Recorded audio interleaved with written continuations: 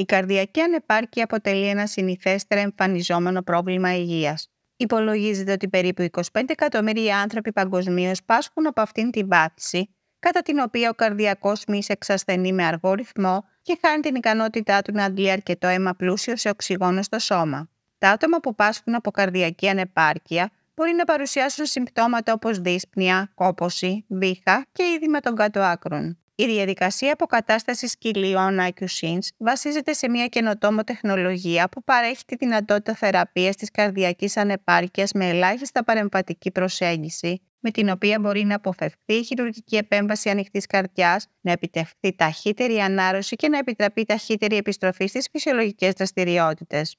Η διαδικασία έχει σχεδιαστεί για την τοποθέτηση του εμφυτεύματος IQ-SYNS στην καρδιά με ακρίβεια, με στόχο τη σταθεροποίηση και την υποστήριξη του καρδιακού τυχώματος και την υποβοήθηση της καρδιάς του ασθενούς, ώστε να εκτελεί πιο αποτελεσματική άντληση και να μπορεί ο ασθενής να αισθάνεται καλύτερα.